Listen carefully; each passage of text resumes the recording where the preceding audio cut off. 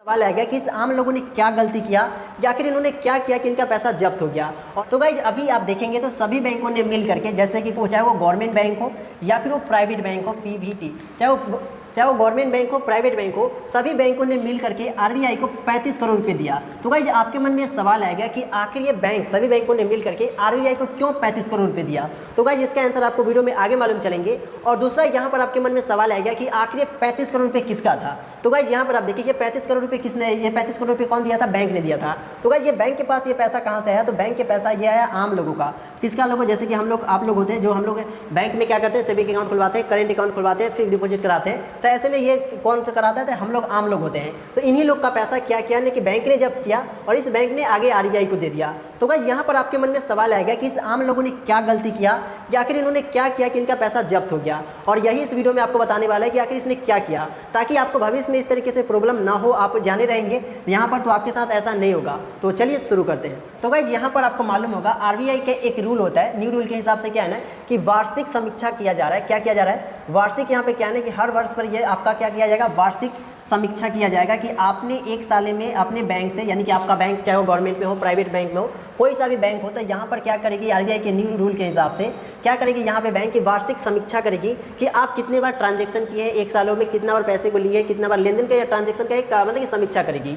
और यहाँ पर बैंक जब समीक्षा की, वार्षिक समीक्षा, और उस कंडीशन में आपका बैंक में एक, जैसे कि आपका कोई बैंक अकाउंट है और आपने एक साल में किसी भी तरीके से उसमें ट्रांजैक्शन नहीं किया, यानी कि एक वर्ष में, कब? एक ईयर्स में आपने क्या किया कि किसी भी तरीके से उसमें क्या किया, आपने ट्रांजैक्शन नहीं किया, तो यहाँ पर बैंक आपको क्या करेगी कि एक नोटिस भेजेगी। और ये नोटिस किसको भेजेगी? तो आपके नॉमिनी को भेजेगी, यानी कि आपके नाम से ये नोटिस नहीं आएगा, आपके नॉमिनी के नाम पर क्या करेगा ये नॉमिनी, यानी कि आपके नॉमिनी को क्या करेगी, एक नोटिस किया जाएगा कि आप अपने बैंक अकाउंट का इसका आप यूज नहीं कर रहे, एक साल में आपने किसी भी तरीके से ट्रांजैक्शन नहीं किया है, आपको ये ट्रांजैक्शन करना चाहिए। तो गाइस यहाँ तक तो आप समझ गए कि आपके पास क्या गया, एक नोटिस गया, और आपने किसी भी तरीके से नोटिस का आपने ध्यान नहीं दिया, या फिर आपने दो कंडीशन होता है, या तो आप यहाँ पर इस नोटिस का आप ध्यान दिए होंगे, तो ध्यान दिए होंगे तो आप क्या कर लिए होंगे, ट्रांजैक्शन वगैरह कर लिए होंगे, उसका आप इस्तेमाल करने लगेंगे।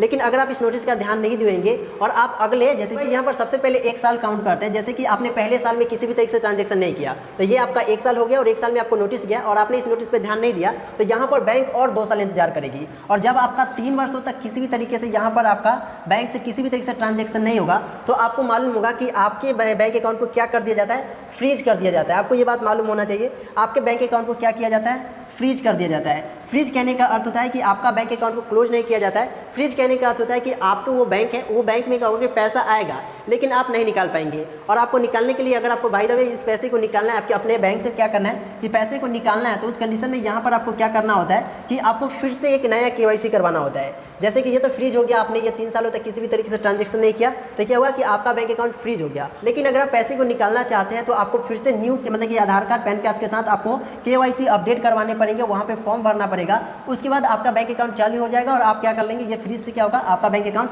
चालू हो जाएगा, ऑन हो जाएगा, और उस कंडीशन में आप फिर से उससे ट्रांजैक्शन वगैरह करने लगेंगे, उससे आप पैसे वगैरह निकालने लगेंगे।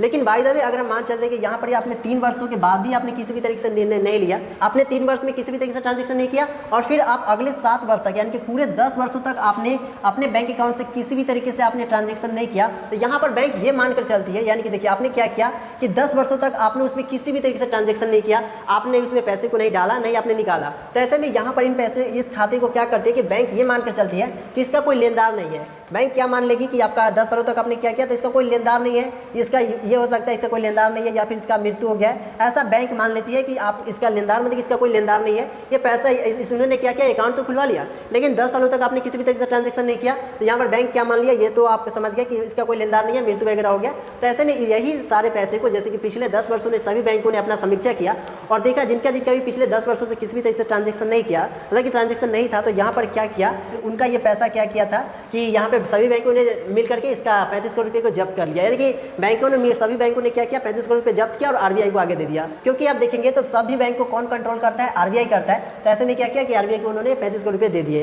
तो गाइस इस वीडियो को बनाने का मकसद क्या था कि आप अपने जो भी आपका अकाउंट है उसका आप रेगुलर यूज कीजिए। अगर आप यूज वगैरह नहीं करेंगे तो आपके साथ ऐसा हो सकता है। तो गाइस जैसा कि हमने आपको पीछे के एग्जाम्पल से बताया, जो कि अभी फिलहाल घटना ये घटा, तो उसके बाद मैंने आपको इस वीडियो को बनाया हूँ। आई होप कैसे बातें आपको समझ में आया होगा। मिलेंगे नेक्स्ट वीडियो में।